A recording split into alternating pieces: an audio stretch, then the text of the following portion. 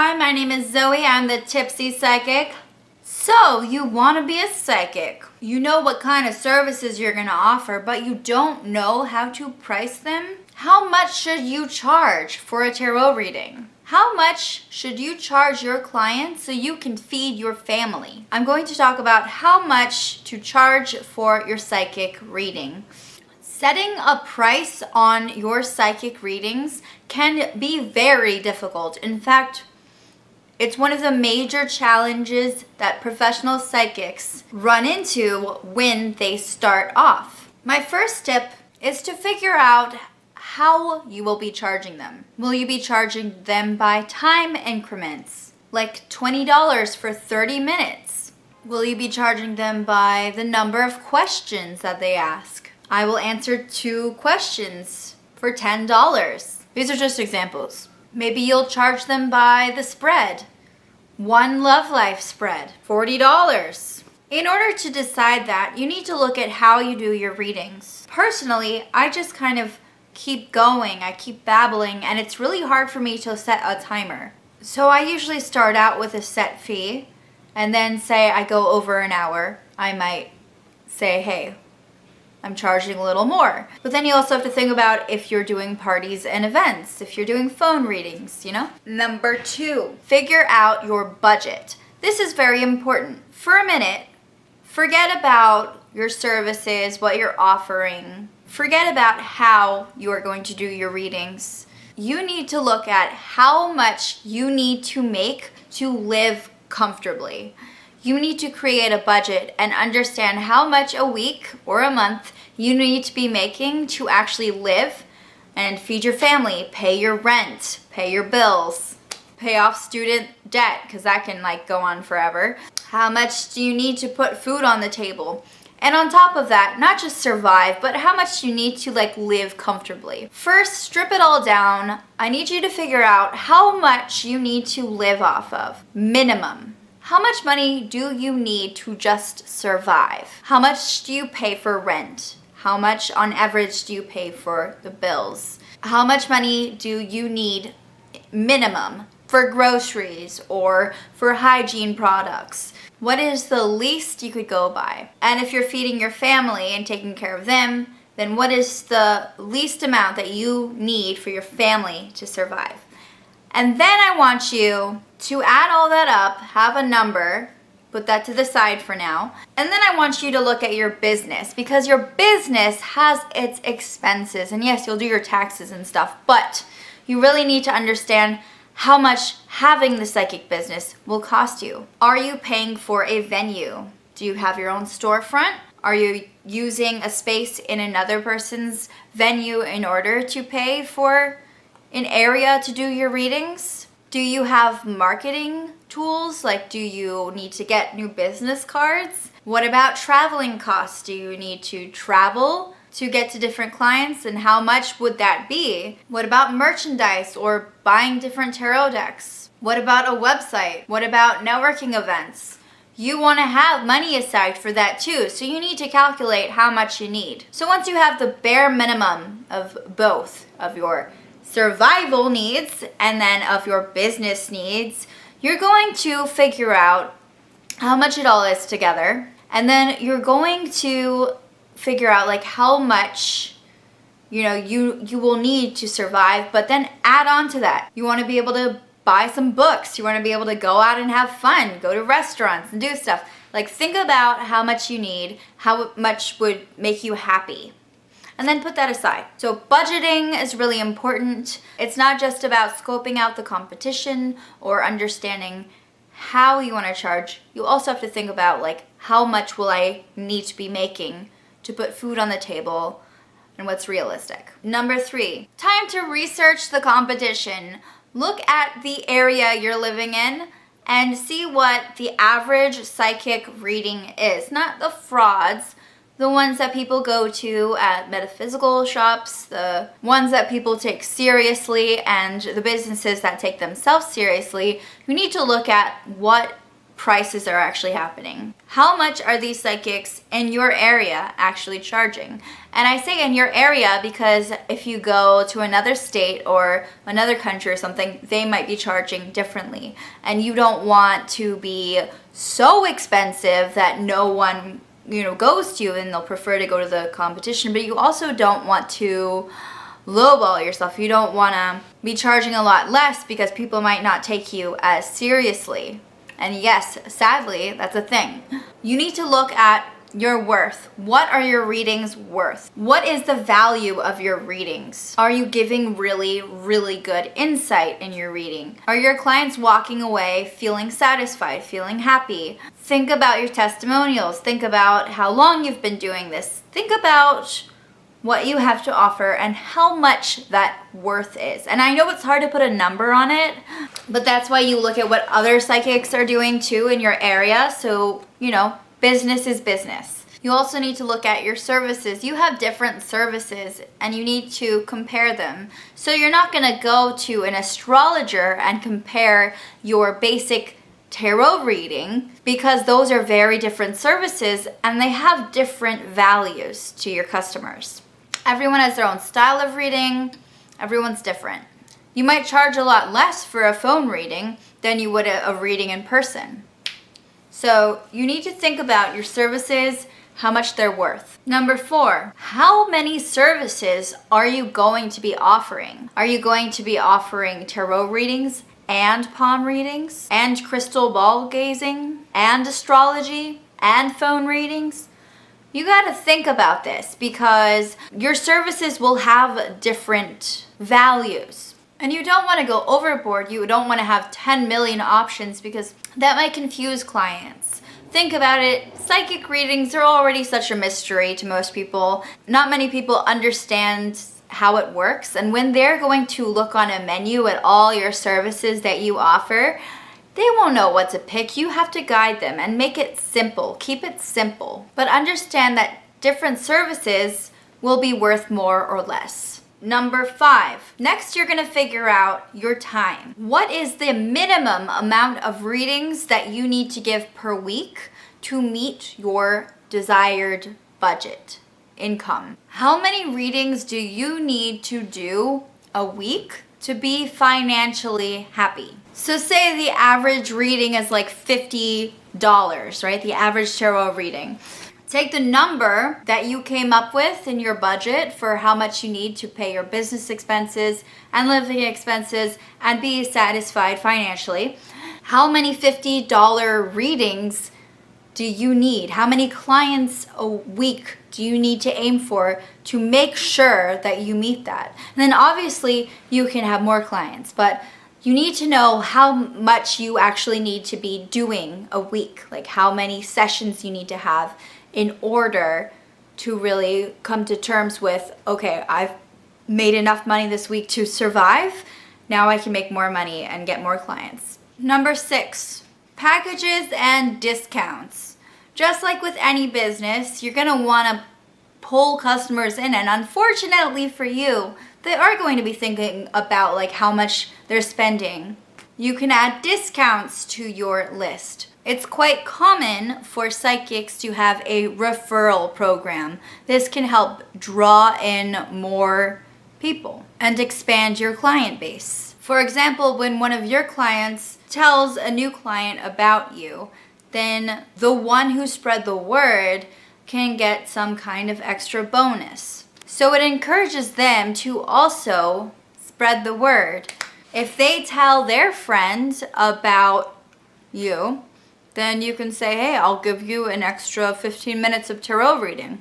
I personally don't have one, but I've heard of a lot of psychics who do. Another form of discount is like a package. You can combine 2 services together and put a price tag on that. So for example, I offer tarot and palm readings as one, and that allows me to add a whole different price on that reading, and it changes the value because I'm offering 2 different services in one service, in one session. There's another idea that if you have parties and events that you entertain, you can have group discounts. If there's a certain amount of people that come, then you can charge maybe a little less or change the pricing on that. Don't forget travel fees. If you do a lot of traveling on the road, it's expensive. Gas money adds up. Public transportation money adds up. If you are going out of your way for a client, consider maybe charging them for travel fees. Don't forget to take that into account. Do your research. This is very important because if you're a new psychic, you're going to want to know who's in your area. You're going to want to know, you don't have to be like angry competition or anything. I wish we weren't competition, but the truth is, as much as we are a community of spirituality and hope and awesomeness, there's a lot of elitism. There's a nasty side to most industries, and that still goes for the psychic industry.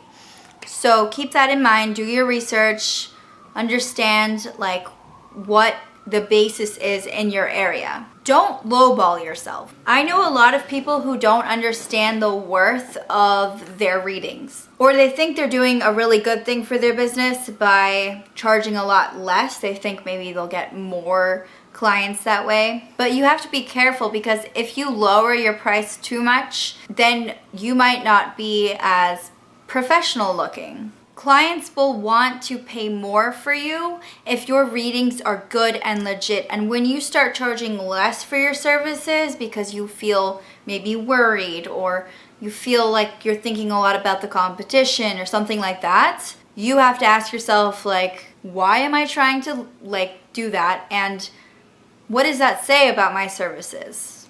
If everyone else in your neighborhood is charging $80 for their readings, even if they're crappy, right? 15 minutes, hardly any information, and you just start charging $20 an hour or $20 for a reading because you think that you'll attract more clients that way, I don't know. You also need to think about your audience. Who are you catering to? What are the kind of clients you want to attract? Think about what type of clients you would attract if your services were $20 as opposed to $80.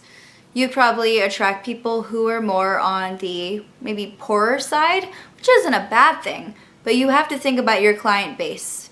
If you're going to charge more, you're probably going to attract people that are more on the upper class side, people who might be more wealthy and might be better as ongoing clients. You want people to come back. You want them to spend a lot of time with you. And the truth is, this goes for any business, not just psychics. Any business, whether you're a freelance artist or whether you sell baseball bats at a store. I don't know what store would do that, but anyway.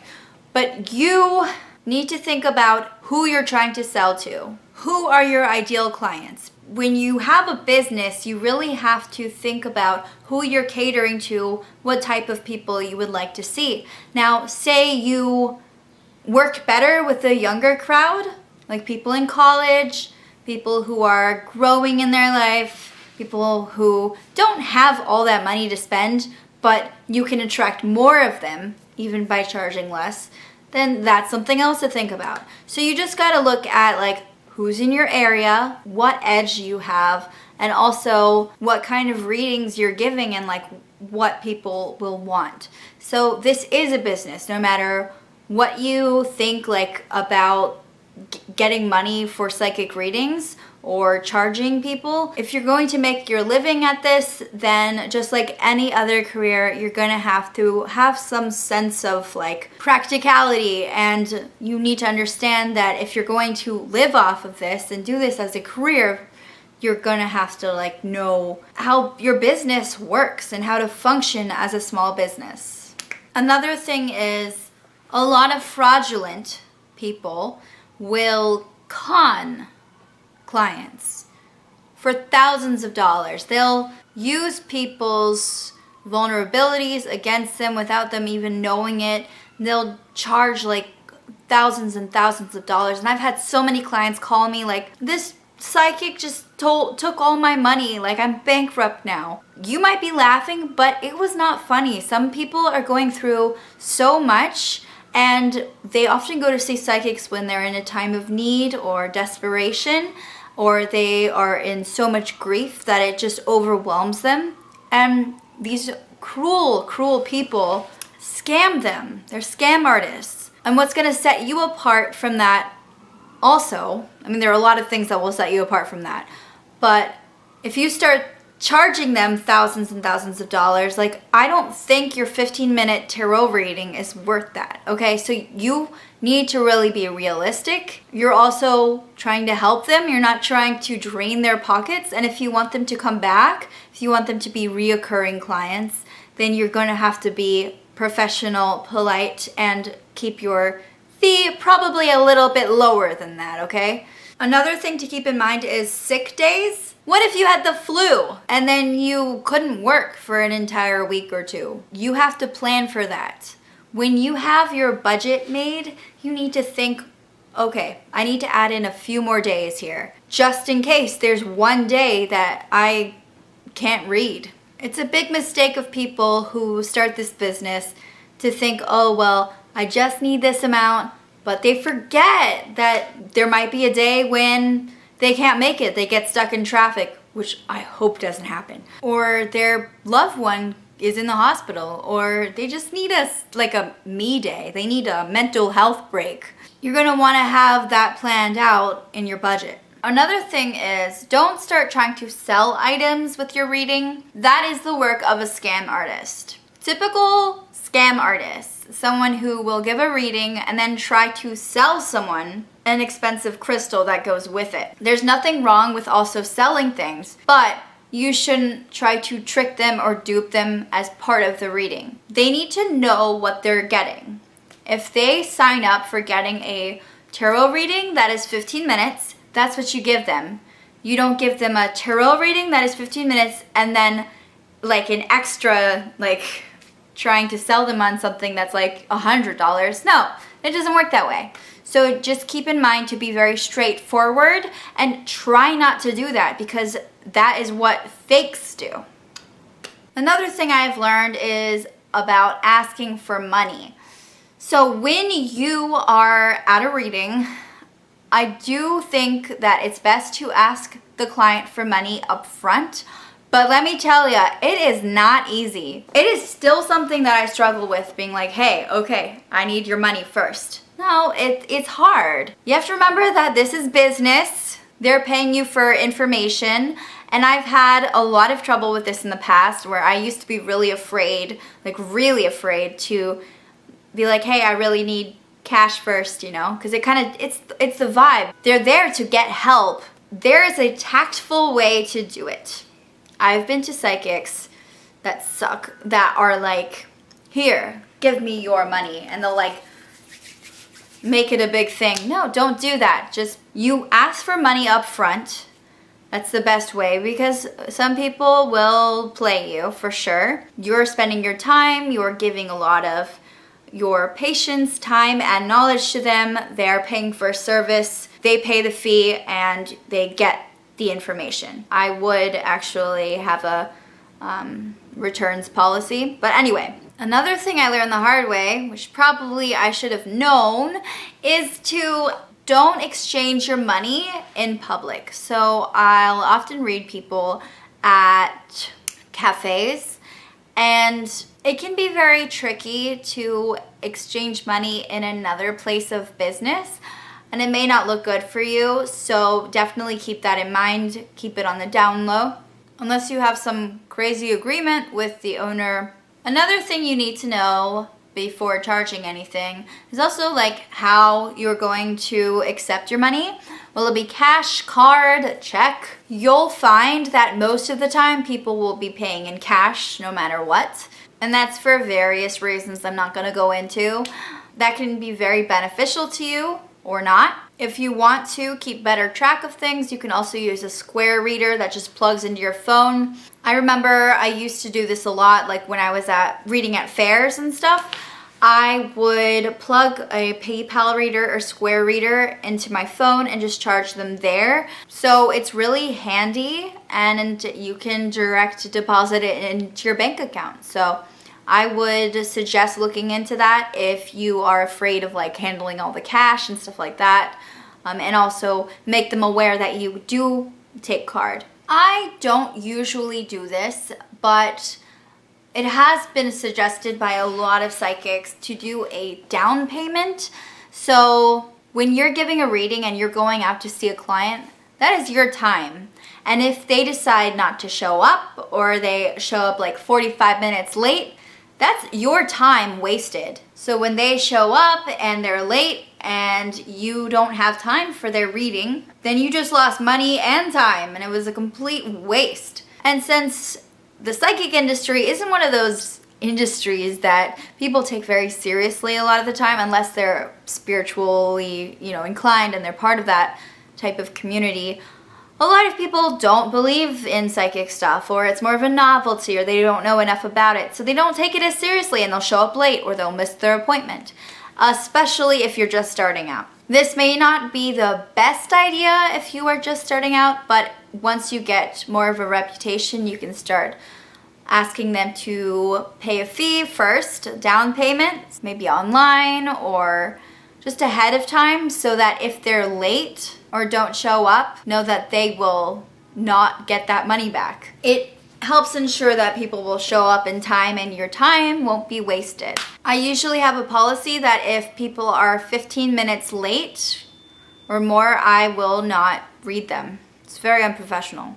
My last piece of advice is to just keep it simple. Like I said, you don't want a gazillion different fees. You don't want a gazillion choices.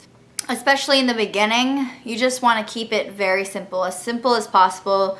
You want people to be able to look you up and understand like how much you're going to charge. It's better to be straightforward, and then as you progress, you can add another skill like rune reading. To start, just pick one or two things, maybe add some of your packages, and get your business going. Thank you so much for watching this video. I hope you enjoyed it. So, if you want to be a psychic, I hope that was really, really helpful for you. My advice can be used for a lot of different types of businesses, so keep that in mind too. I love being a psychic, and it can be super rewarding, but there is a business aspect to things when you're taking on clients, so keep that in mind. Bye-bye.